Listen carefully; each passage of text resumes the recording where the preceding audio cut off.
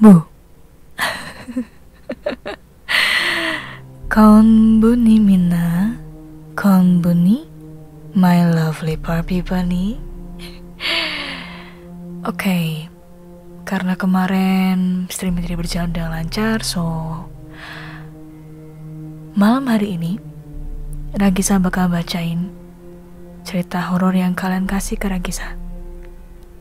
All of it, kata kecuali. Jadi, apakah malam hari ini Ragisa bakal kuat buat bacain cerita horornya?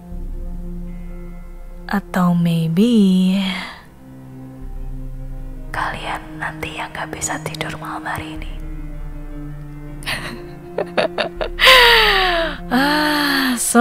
Kana. Okay. So, not further ado, let's go to the first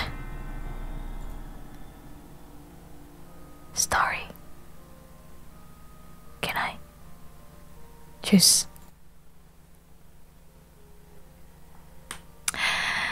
Alright. So, first story kita malam hari ini datang dari let's see. Okay. Dari Ryu yang lagi nyari kayak mana? Okay. I think this one I need Rachan to help me out. Rachan, sini Rachan. Okay. Baca sama Mami ya. Iya, apa ini? Udah baca aja pokoknya. Oke.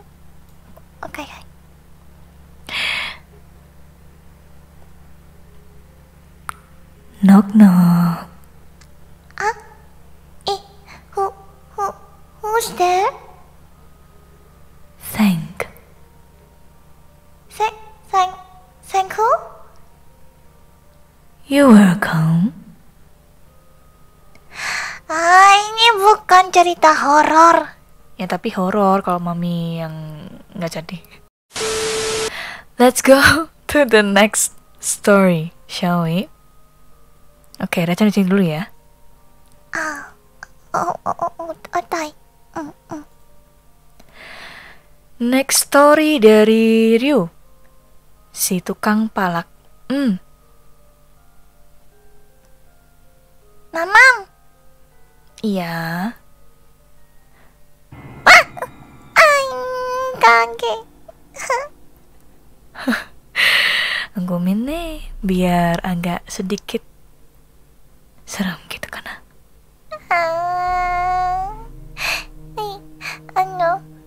Mami. Iya. Knock knock. Who's there? Kengo. Kangaroo who? Actually, it's kangaroo. Okay, nice revenge. Nice revenge, Rachan. Thank you. You're welcome, Mommy. Okay, we go to the next story. Dari Oke, sekarang beneran Ryu. Okay, fine. Alright. So, mungkin Rachan udah dulu. Nanti Mami panggil lagi kalau misalnya Mami butuh Rachan lagi ya. Odai. Okay. Jadi, cerita ini diambil dari pengalaman pribadi waktu perjalanan pulang ke rumah. Jadi gini ceritanya. Kayak gitu ceritanya. Serem kan? Tapi ini kejadian nyata. Nice one. Shall we go to the fourth story? Aku harapin gak dari Ryu lagi. Kalau dari Ryu lagi mungkin bakal gak tahu deh. Tadi bercanda, sekarang serius. Okay, let's see.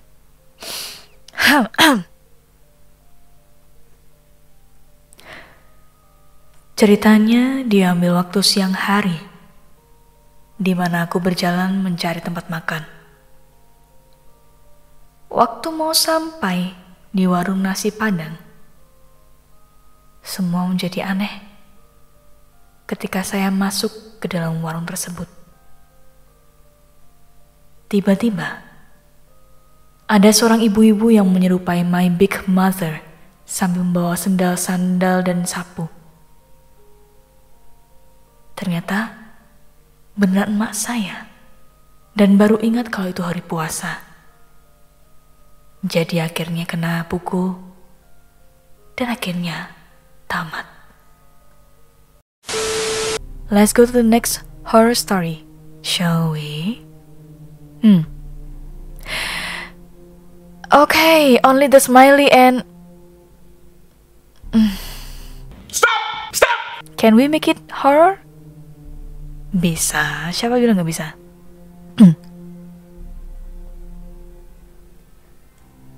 Jadi, gini.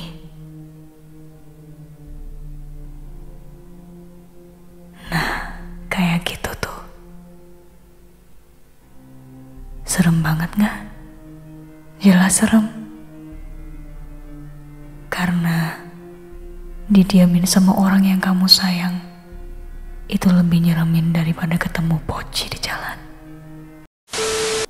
Oke, dari Rio. Oke, sekarang serius cerita. Alright. Oke, let me benerin dulu. Oke. Serius ya. Pada malam hari, tepat hari Rabu, di mana semua penghuni rumah tidak ada di situ, Rio sendirian dan akan ditinggal sampai dengan hari Minggu.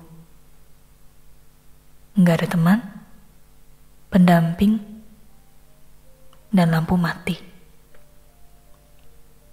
Dan sialnya lagi, semua HP, powerbank, lampu belum dicas dan juga belum beli lilin. Semua memang berjalan normal, akan tapi ada suara yang cukup mengganggu Rio pada saat itu, yaitu suara tangisan anak bayi, tangisan seorang perempuan, dan suara tokek yang bikin ngakak dan bikin Rio gak peduli dengan suara apa itu. Keesokan harinya, di mana semuanya menjadi sedikit lebih seram di pagi hari sampai sore hari, masih terdengar suaranya itu dari tangisan sampai teriakan. Akan tetapi, saat memasuki pukul 17.00, semuanya menjadi diam tanpa suara. Rio mencoba mengalihkan pandangan dan mencoba untuk fokus belajar atau tidak bermain game saja. Tapi, itu malah membuat Rio semakin khawatir tentang apa itu. Pada saat yang bersamaan, muncullah seorang depan pintu, mengetuk pintu, dan Rio mencoba membukakan pintu itu. Akan tapi, beruntungnya Rio mengecek jam dan itu menunjukkan pukul 23.15 malam Jumat. Di mana dapat rumor jika ada orang yang mengetuk pintu rumah kamu pada pukul 22.00 lebih, jangan pernah dibuka. Lalu Rio pun mengecek jendela. Nggak ada orang depan pintu. Mengecek dari CCTV, tidak ada apa-apa. Dan anehnya, waktu melihat rekaman CCTV, Rio kaget. Karena waktu ada yang mengetuk kamera CCTV itu, menjadi buram dan rusak beberapa menit. Tiba-tiba, muncul sosok perempuan di depan kamera dan itu mengejutkan Ryu. Ryu mencoba tenang dan tidak mempedulikan hal tersebut. Tetapi, semua itu semakin membuat Ryu panik dan tidak bisa tidur. Tapi pada waktu tengah malam tepat, semua berubah. Lingkungan menjadi sepi. Listrik rumah mati untuk yang kedua kalinya. Terdengar suara keran air di toilet yang menyala. Dan terdengar lagi suara tangisan dan teriakan yang kemarin. Dan yang membuat Ryu khawatir sampai gak bisa tidur. Akan tapi, pada pagi hari, ada lagi yang mengetuk Ryu. Dan Ryu pun semakin panik. Dan tidak ingin membukakan pintu. Akan tapi ada yang memanggil namanya. Ryu perlahan mengecek jendela dan melihat siapa yang berada di sana. Ternyata masih sama, yaitu perempuan kemarin. Ryu pun memberanikan diri untuk membuka pintu dan melihat siapa yang berani mengganggu kediaman Ryu. Dan akhirnya pintu terbuka. Tidak ada siapa-siapa.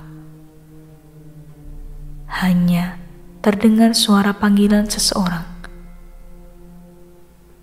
Ryu, kemarilah.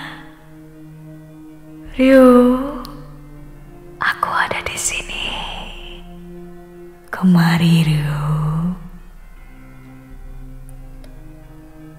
Dan akhirnya Ryu pindah rumah. Dan akhirnya baru sadar ternyata perempuan itu adalah emak-emak penagih hutang yang suka nagih tengah malam. Sialan sekali. Oke, segitu saja terima gaji. Tapi beneran, kejadian emang asem. Saya tunggu Raka pakai bikini. Alright, thank you Ryu.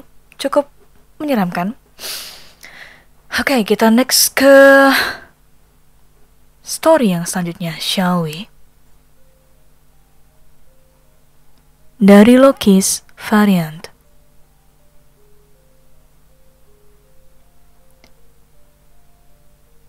Cerita ini terjadi beberapa tahun yang lalu. Waktu itu di fakultasku tersebar sebuah cerita seram. Yang dimana para security mengatakan dari pos penjagaan, mereka beberapa kali menyaksikan seorang perempuan yang berjalan mondar-mandir di lorong lantai 4 di tengah malam. Namun, ketika dicek, tidak pernah ditemukan siapa-siapa di sana. Bermodalkan rasa penasaran, aku dan teman-temanku mencoba membuktikan keaslian di balik cerita itu.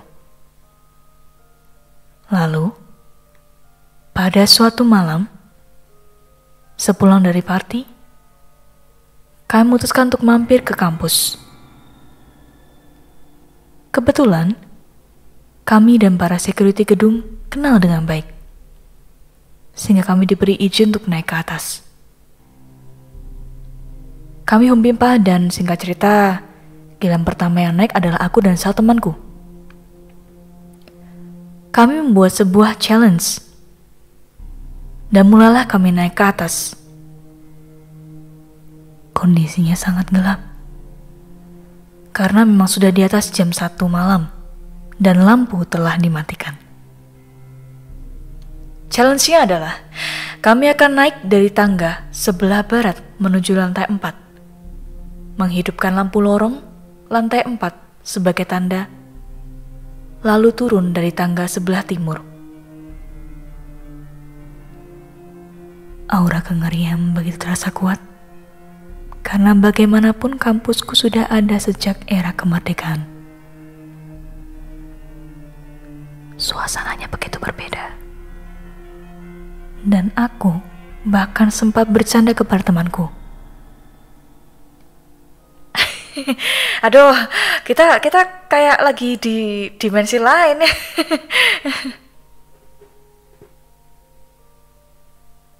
Tidak ada jawaban dari temanku. Yang terasa hanya baju belakangku yang seperti tarik. Dan membuatku berpikir, mungkin temanku sedang ketakutan. Waktu itu terasa sangat hening. Hanya ada suara langkah kaki yang bersaut-sautan. Membuatku segera ingin menyelesaikan challenge ini. Begitu sampai di lantai 4, aku segera menghidupkan lampu, lalu matikannya lagi dengan cepat. Berjalan di lorong lantai 4, lalu cepat-cepat turun melalui tangga sebelah timur. Aku sedikit berlari ketika menuruni tangga, dan terdengar juga suara kaki di belakangku yang juga setengah berlari. Tapi, begitu sampai di pos security, betapa terkejutnya aku ketika aku melihat teman yang seharusnya naik bersamaku dan yang aku kira ikut berlari di belakangku tadi sudah duduk di antara teman-teman yang lain sambil minum kopinya. Dan sontak aku mulai ke belakang, namun aku tidak menemukan siapa-siapa. Usut punya usut, begitu akan naik dari ke lantai 2, temanku merasa takut dan mengurungkan niatnya untuk naik bersamaku. Dan membuatku bertanya-tanya, siapa yang sepanjang jalan tadi menarik baju belakangku? Terus, suara langkah siapa yang juga dari tadi mengiringi langkahku? Tanpa pikir panjang, aku segera menuju motor dan pulang kontrakan. Dan besok harinya, aku terkena demam. Wow, okay. This one kinda creepy. Oh, okay, thank you for Loki. Lanjut. Oke. Dari Kaito Namikaze. Hai Kak Ragisa, apa kabar? Senang bisa melihat Kak Ragisa baik-baik saja dan bisa streaming lagi seperti biasa setelah insiden YouTube baru-baru ini. Dan juga aku mohon maaf ke Kak Ragisa karena sudah pakai bahasa Inggris di sesi curcol minggu lalu. Tapi jika sesi ini curcol terus berlanjut, aku akan sangat berterima kasih ke Kak Ragisa karena aku menyukai sesi itu. Oke, jadi untuk sesinya memang bakal dilanjut lagi tapi mungkin sebulan sekali atau sebulan 2 kali ya. Alright, gue saya, aku langsung cerita aja kalau begitu ya. Oke.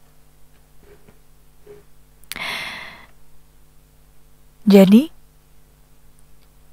cerita dimulai di saat aku bekerja di salah satu hotel ternama di kotaku dengan menjadi keamanan. Letaknya tidak jauh dari rumahku, dan tempat hotel itu berada di pinggir pegunungan dan juga berada di sekitar jurang. Pada suatu hari, aku mendapat panggilan dari salah satu teman keamananku bahwa ia tidak bisa bekerja pada hari itu, dikarenakan ada keperluan. Karena kebetulan jadwalku pada hari itu libur, aku dengan mudahnya menggantikan shift dia bekerja. Dan tanpa aku sadari, aku mendapatkan shift malam. Yang mana dimulai pada jam 9.30 malam sampai dengan jam 9 pagi. Waktu itu, aku tidak merasa aneh karena aku tidak ada niat buruk atau prasangka buruk yang akan terjadi padaku. Hingga di saat aku berangkat kerja dan sampai di hotel tersebut, aku menemukan beberapa kejanggalan-kejanggalan yang muncul di saat aku bekerja di hari itu. Sesampainya di sana, aku sudah memutar radio lewat walkie-talkie yang biasa satpam atau keamanan bawah untuk menemaniku menjaga keamanan di hotel itu. Sejauh itu memang tidak terjadi keanehan apapun hingga pada jam menunjukkan pukul 1 dini hari, sesuatu yang aneh pun terjadi. Di saat aku sedang berada di pos keamanan, aku mendengar ada sesuatu yang jatuh dari kejauhan. Dan memang, suaranya sangat terdengar jelas dan begitu keras di saat hal tersebut jatuh. Tanpa berpikir panjang, aku langsung menghampiri suara itu dengan membawa senter. Yang aku pikirkan setelah mendengar suara itu, bahwa mungkin ada penyusup yang masuk di kawasan hotel. Tetapi, pikiran itu ternyata lain dari yang aku pikirkan.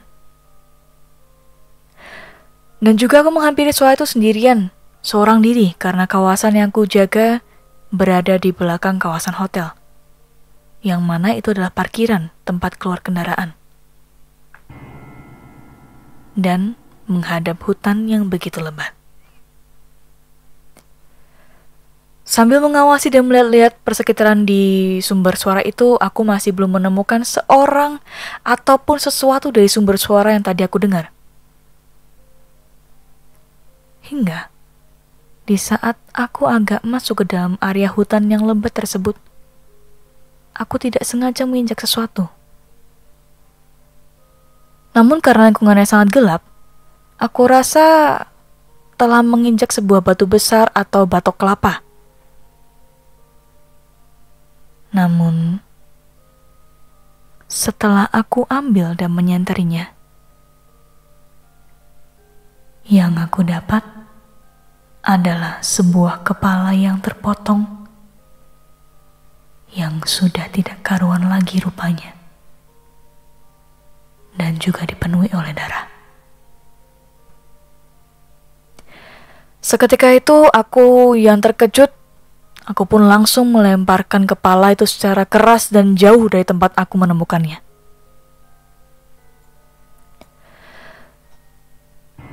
Setelah mendapatkan hal tersebut seperti itu, aku mengatur nafasku dan perlahan beranjak keluar dari hutan itu. Di saat aku ingin keluar, ada seseorang yang berdiri sendiri di tengah hutan. Aku kira teman keamananku yang sedang mencariku, karena pos keamanan sedang kosong waktu itu. Aku mencoba menyentari dan menghampiri orang tersebut sambil memanggilnya. Di saat itu aku tidak merasa aneh karena dia merespon panggilanku, tetapi dengan suara yang sangat berat dan semu. Dan lagi, lingkungan hutan, jika suhu sudah sangat dingin, area hutan akan diselimuti oleh kabut tebal. Aku terus menghampirinya dan berharap dia adalah teman keamananku. Sesaat setelah menghampirinya, dia menghadap berlawanan arah denganku. Dan akhirnya aku menepuk bahunya, dan dia mulai menoleh ke arahku. Namun tak kusangka, setelah dia menengok ke arahku,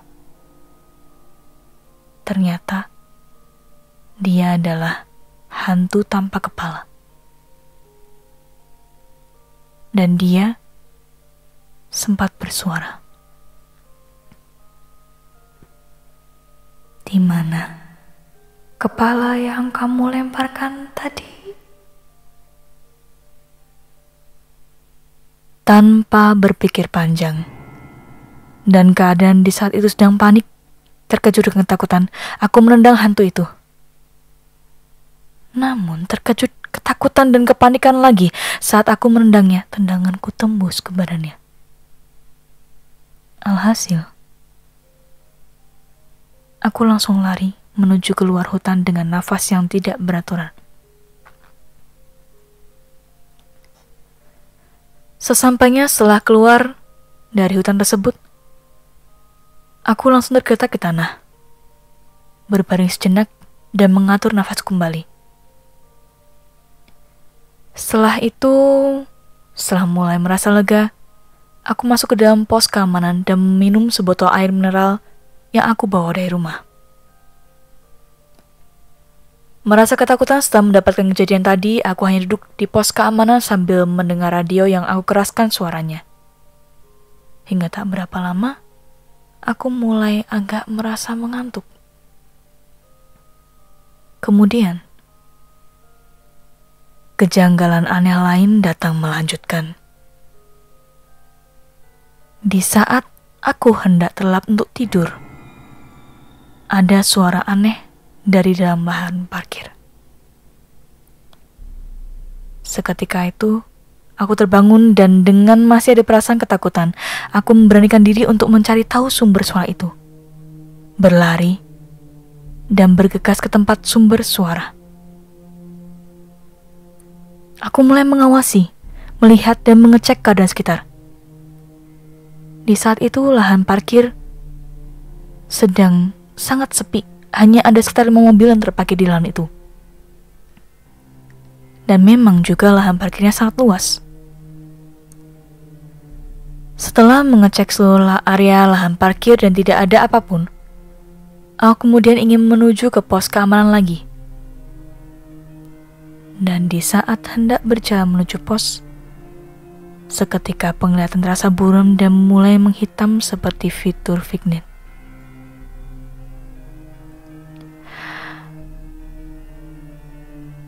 Kakiku mulai terasa lemas hingga aku jatuh dengan posisi berlutut. Merasa hal aneh yang ada di dalam diriku, aku mengira bahwa aku rasukan makhluk halus.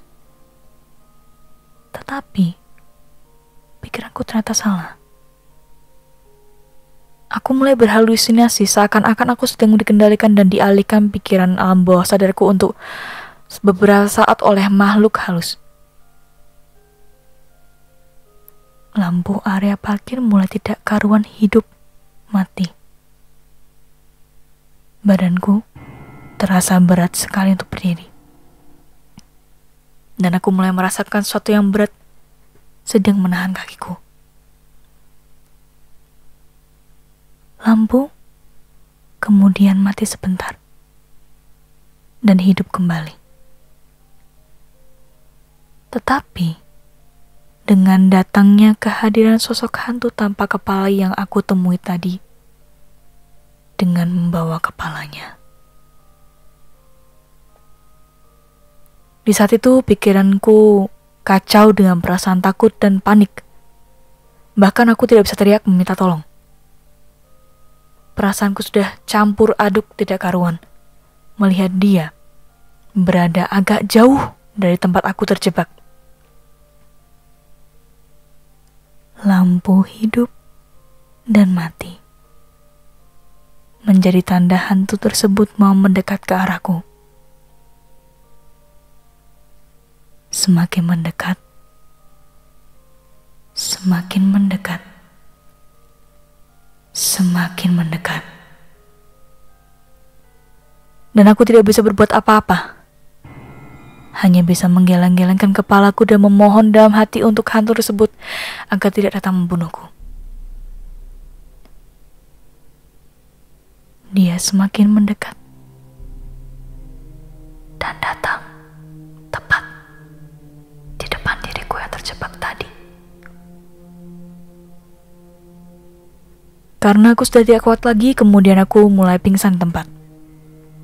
Selang beberapa waktu, aku berada di pos keamanan dengan dikelilingi oleh beberapa anggota keamanan di sana. Mereka menanyaiku mengapa tergeletak di lahan parkir sendirian dan kenapa bibirku abu-abu seperti orang sakit dan kenapa ada tanda memar di sekitar kakiku. Tetapi aku tidak bisa menjawab semua pertanyaan itu dan hanya bisa melamun dan ketakutan. Melihat kondisiku yang seperti itu, akhirnya beberapa anggota keamanan memutuskan untuk memulangkanku ke rumahku. Dan dengan terpaksa, shift jaga malam digantikan oleh, orang lain. Sesampainya di rumah, aku tidak bisa tidur, mengingat kejadian itu selalu menghantuiku di setiap malamnya. Hingga pada suatu hari, aku mulai menyalakan semua lampu yang ada dan mulai berdiam diri di dalam kamar sampai matahari terbit. Kejadian itu tidak akan aku lupakan dengan mudah hingga saat ini. Dan untungnya, aku mulai bisa berangsur-angsur melakukan ketakutan itu. Oke, terima kasih sudah membaca cerita hororku, Kak Regisa. Maaf jika ceritaku terlalu panjang untuk dibaca. Aku harap Kak Regisa suka dengan ceritaku ini. Terima kasih sekali lagi, and see you when we can meet together. Cheers. Okay. Well done. Thank you for Kaito Namikaze for the story. Cerita yang ke-9 datang dari teman. Oke. Jadi dulu, aku kan di asrama. Dan asramanya ini letaknya di tengah hutan. Lahan bekas tambang. Dan tiap malam, selalu ada suara orang yang berjalan kaki. Lari-lari pakai sandal. Kan kalau lari kedengeran tuh suara sandalnya. Tapi kalau dicek, gak ada orang. Teman-teman juga pernah dengar suara orang nyinden di lorong. Ya kali, ada anak SMA nyinden di lorong jam 1 atau 2 malam. Deshone. Thank you, makasih juga buat temen ya. Thank you buat temen buat ceritanya meskipun singkat tapi juga itu cukup. Oke. Oke, ini mulai agak sedikit merinding dong waktu Regisa record, tapi ya sudah, yuk lanjut yuk. Cus. Dari Bullet. Oke.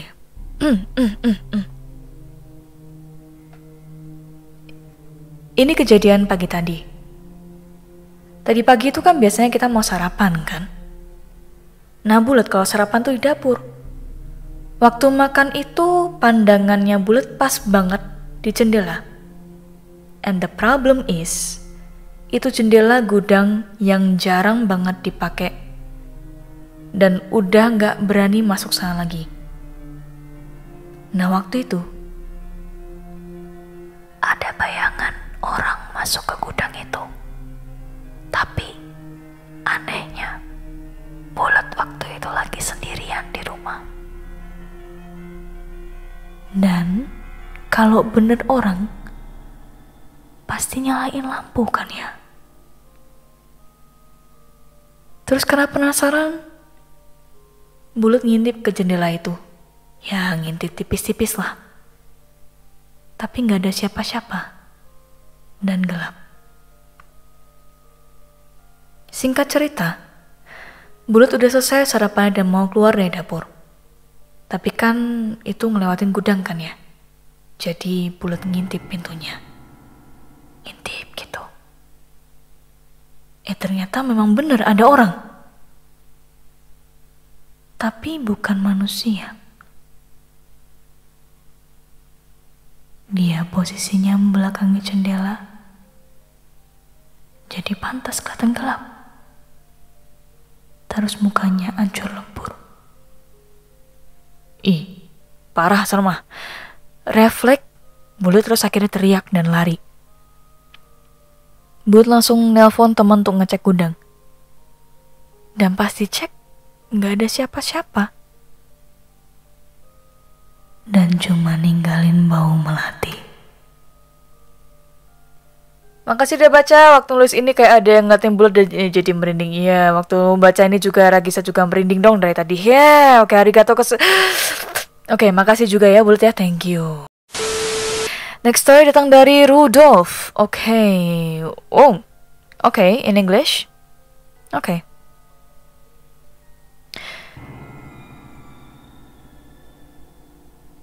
Long ago, when I was still in conscription or military, I was the one who oftenly doing patrol at the night, checking provision, checking barrack one after another. The base is so dark that my flashlight is less helpful.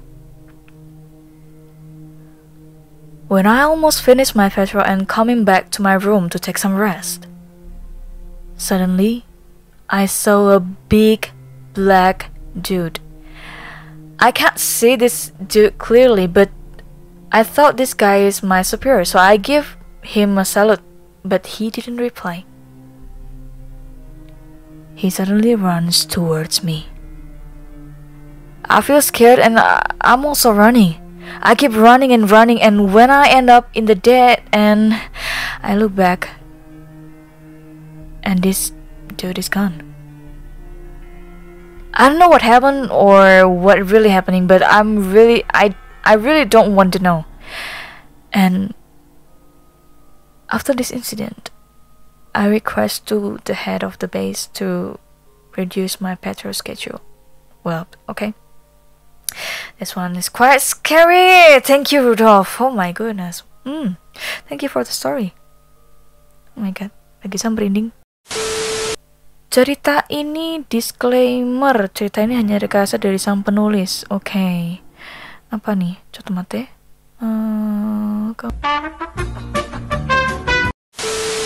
Oh, okay. So I assume that Tasha is a girl and Atta is a boy. Okay, maybe so we need Raka and Rachan for this one, okay? Raka, Rachan. Hai. Ai. Okay, baca ya nak ya, temani mami baca. Oh my god, okay.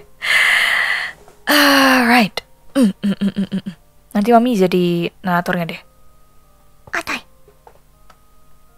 Yang jadi Tasya, Rachan, yang jadi Atanya Raka, oke? Hai. Ai, oke. Ata. Kamu jadi pergi ke villa nggak? Jadi, ini lagi di jalan. Kamu lagi ngapa? Ini lagi di kamar. Pasti lagi mandain foto kita berdua ya. Iya, apaan sih GR? Wah, kita kan udah putus. Dan harusnya kamu tuh bersyukur. Walaupun kita udah putus, aku tuh masih mau jadi sahabat kamu. Iya, makasih ya Tuan Putri. Berkat kamu yang baik hati. Walaupun aku yang mutusin hubungan kita, kamu masih mau berteman sama aku dan mau membantuin skripsi aku. Ya kamu emang the best deh. Coba mate. Kamu kesana sendirian kah? Iya. Mau ikutan kesini juga kah? Maunya kamu itu mah. Sesampainya di villa. Sya, waktu kamu main ke villaku, kamu ninggalin sandal nggak? Hah? Enggak. Emang kenapa? Di sini ada sandal cewek. Kamu udah sampai villa? Udah. Enggak kok. Aku nggak ketinggalan apa-apa. Terakhir kali aku main ke villa kamu kan 3 bulan yang lalu. Nah, jadi ini sandal punya siapa? Mungkin pernah ada tamu yang datang terus sandal ketinggalan. Astaga! Ada apa? Ada cipratan darah. Hah? Apa? Di lantai ada darah di sini. Oh my god, di dinding juga. Ya ampun, apa ini? Jangan-jangan ada pembunuhan. Lucu banget Tasya. Jangan bikin aku parno deh. Nih, sebaiknya aku cek ke kamar aku dulu deh. Ya ampun, sumpah. Di sini juga ada cipratan darah. Dan baunya busuk banget. Apa sih yang jadi sama villa ini? Tenang tak. Kamu hubungin polisi aja deh, coba. Oke. Aku coba hubungin polisi ya. Aneh. Aku nggak bisa hubungin polisi. Padahal sinyal di sini baik-baik aja. Aku bisa minta tolong kamu yang telepon polisi nggak buat kesini? Oke, tunggu. Aduh, Sial, dari sini juga nggak bisa dihubungin. Ini aneh, Syah. Aku bakal coba lagi terus ya. Begitu aku bisa ngubungin polisi, aku bakal ngabarin kamu ya. Wah, parah nih. Kenapa? Semua pintu dan jendela di sini nggak bisa dibuka. Aneh banget, sumpah. Loh, kok nggak bisa sih? Aduh, aku jadi ikut takut nih. Ya ampun. Contoh. Ada apa dah? Ada sosok bayangan di tangga. Sosoknya kayak perempuan gitu. Waduh. Gila, Villa. Aduh, Villa, aku jadi nyeramin kayak gini sih. Tenang dah. Kamu bisa lihat mukanya? Enggak, aku ada di dapur. Cukup jauh buat untuk bisa lihat dengan jelas. Aku cuma bisa lihat suatnya dia. Oh my god, fuck. Oh no. Dia gerak. Dia pelan-pelan. Oh, no. Dia pelan-pelan bergerak ke arahku. No. Kabur dah, lari. Aku sekarang ada di kamar ortuku. Kayaknya so itu nggak tahu aku di sini. Kamu masih bisa lihat dia? Enggak. Tapi aku masih bisa lihat tangga dan ruang keluarga, jadi dari jendela yang di sini. Kalau dia muncul pasti kelihatan kok. Sekarang aman, dia nggak ada. Aku udah coba hubungi polisi berkali-kali, tapi tetap nggak bisa. Aduh, gimana nih aku kejebak di sini bersama sosok itu lagi? Ya udah, aku kesana sekarang ya, Ta. Aku bakal bawa beberapa orang buat ngebantu kamu, oke? Oke, thank you banget, Syah. Aku bersyukur banget. 30 menit kemudian. Syah, sosok itu muncul lagi, Syah. Astaga, dia menuju ke sini, Syah, aku bisa lihat dia, Syah, aku belum bisa lihat dia, jangan, dengan jelas, Syah, kamu di mana, Syah? Aku masih di jalan. Terus kenapa bisa kamu ada di sini sambil pegang pisau di tangan dan tangan kamu berlumuran darah?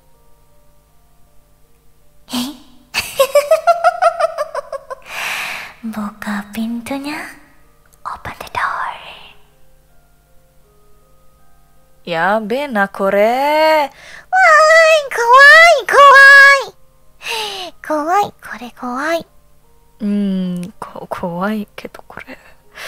Arigato, disclaimer ya. Jadi buat siapa orang ini yang membuatkan skrip ini, makasih banyak.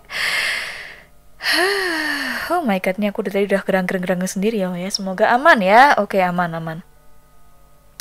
Oke, next aku lanjut lagi ya. Raka sama Racan, daripada ketakutan kesini ya, Racan sama Raka bubuk lagi di sana ya. Nanti mama panggil lagi kalau misalnya mami ada perlu, oke? Oke, bye-bye. Kabar ya, Mami. Iya, kembali mas. Bye-bye, Mom. Bye-bye. Next story dari Halilintar.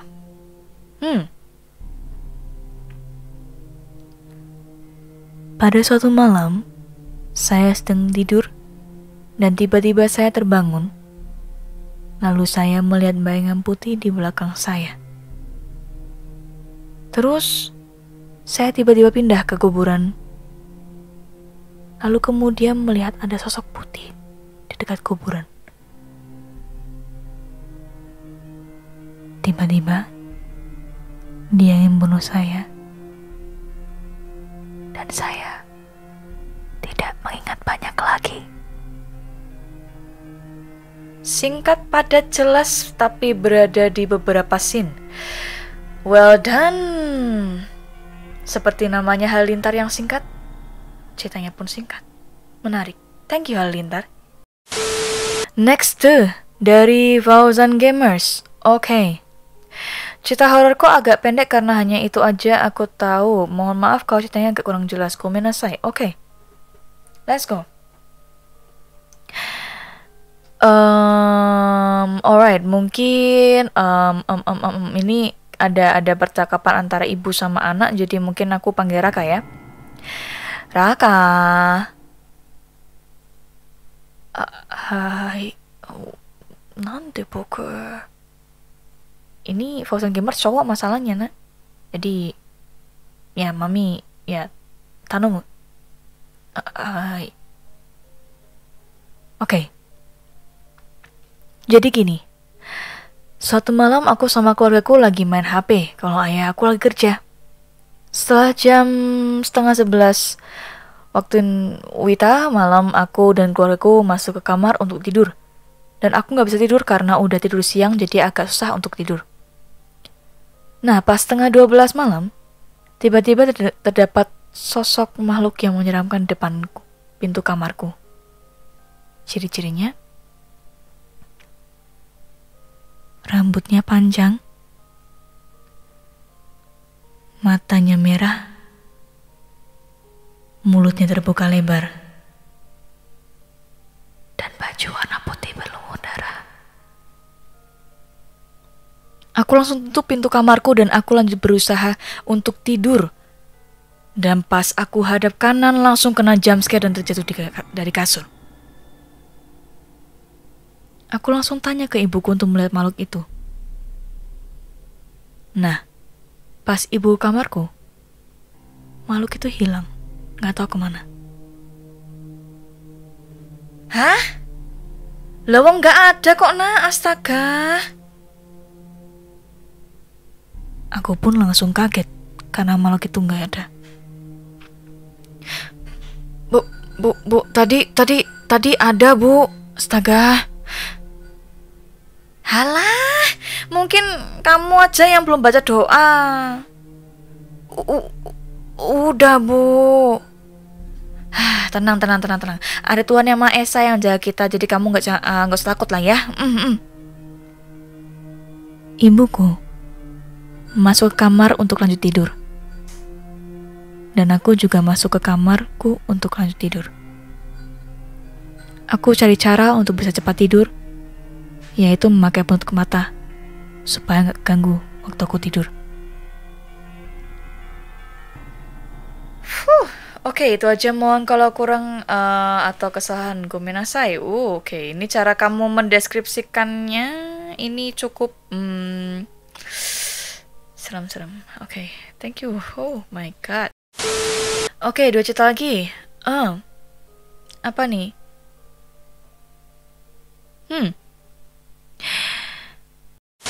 Ya, oke, alright. Last story. Oke, last story. Ini nih. Oke. Jadi sebelum itu mungkin Raka bisa balik. Oh, mungkin sama Racan nih, ada Racan juga nih kayaknya. Sepertinya perlu Racan juga. Aku nggak tahu nih, tapi temenin mami ya ini soalnya. Oke. Soalnya mami kemarin nggak bisa nyelesain story yang ini. Jadi please temenin mami sendiri, jangan ya gitu.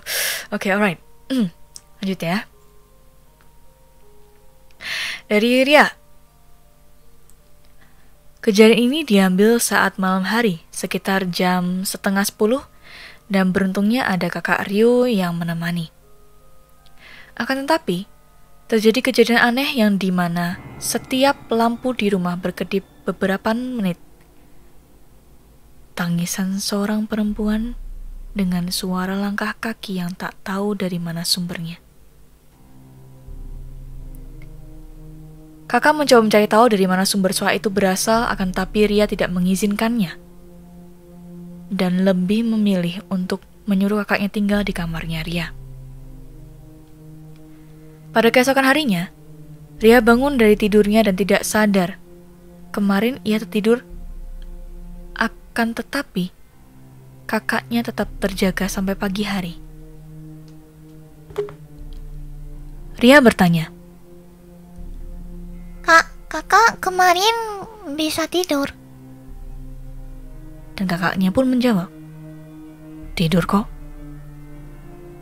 Dia berbohong kepada Ria, kan tapi Ria mengetahui bahwa kakaknya tidak tidur. dan melihat kantong matanya yang sedikit jelas dari mata kakaknya. Ria pun bertanya kenapa ada suara aneh kemarin dan kakaknya pun menjawab. Katanya, rumah ini dulu milik seorang pasang kasih yang hidup bahagia. Akan tapi hancur setelah beberapa tahun menikah. Setelah bercerai, sang suami katanya berjalan-jalan setiap halaman rumah dan sang istri menangis di pojokan ruangan. Kakak juga nggak tahu di mana ruangnya itu, tapi nggak apa, itu pasti cerita bohongan dari tetangga mungkin. Ria mencoba untuk percaya, akan tapi dia mencari informasi kepada tangganya dan kerabat sebayanya. Dan alhasil, semua yang dapat informasinya sama dengan yang kakaknya ceritakan. Ria mencoba untuk tenang dan mencoba untuk menghubungi kakaknya yang sendirian di rumah. Kan tetapi tidak bisa terhubung. Teman Ria ada yang bilang bahwa sang suami yang berkeliling di taman itu mencari seseorang yang tinggal sendirian di sana. Ria pun bergegas pulang dan mencoba menghubungi kakaknya yang tidak bisa dihubungi. Sesampainya di rumah, Ria mencari kakaknya yang tidak ada di mana-mana. Dia panik dan menanyakan nama kakaknya. Kakak, Dia lakukan itu dari sore sampai malam hari. Ia mencoba bertanya kepada tangganya, kan tapi tangganya menjawab, "Loh, tadi pagi ada di rumah kok kamu tuh?" Dan dia pun khawatir kalau semua cerita itu benar terjadi, dan takut kakaknya yang satu-satunya anggota keluarganya kenapa-kenapa. Ia mencoba menghubungi polisi, tetangga, teman, sahabat, siapapun itu yang berhubungan dengan kakaknya.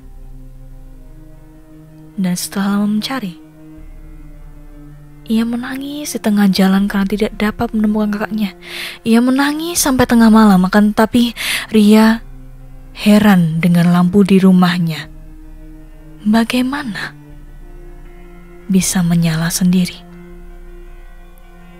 Dia bergegas ke sana dengan perasaan khawatir semoga yang menyalakan lampu itu adalah kakaknya. Namun, setelah sampai di ruangan di mana lampu menyala, Ria terkagetkan dengan kemunculan kakaknya.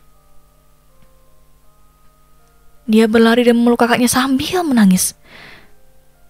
Dan kakaknya bingung apa yang terjadi sebenarnya. Dan Ria menceritakan apa yang ada di luar. Dan Rio menceritakan bahwa ia dari ruangan itu keluar dari pintu dan masuk ke ruangan itu lagi. Seperti hanya ada ruangan itu di rumah.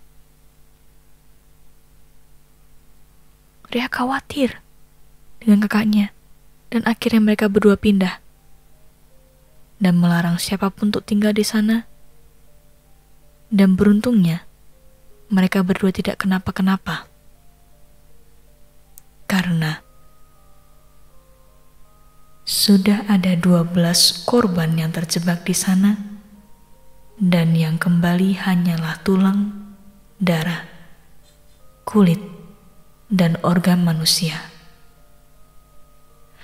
Sekian cerita dari Ria, makasih sudah baca Momari kata saya mas. Alright, okay.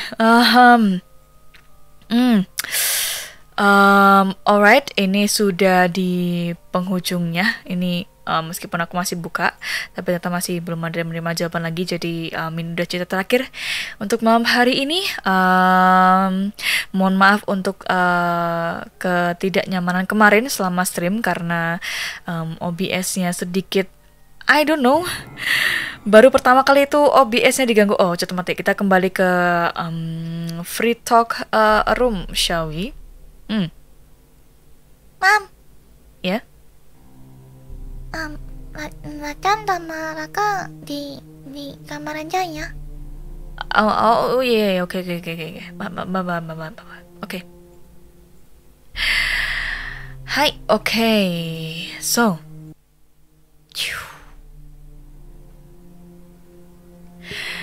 Thank you buat semuanya aja yang sudah nonton premiernya Ragi Samam hari ini. Jadi gimana? Takut kah? Bisa tidurkah nanti malam? Anyway, thank you buat cita-citanya lagi. Makasih banyak. Mungkin next time semoga bisa aku bawain di stream ya. Dan semoga OBS-nya gak digangguin lagi sama hal-hal yang kayak gitu. Otsubani mina. Bye. Semoga bisa tidur ya. Kalau nggak bisa tidur, peluk guling. Tapi dicek dulu. Siapa tahu itu bukan guling. Bye.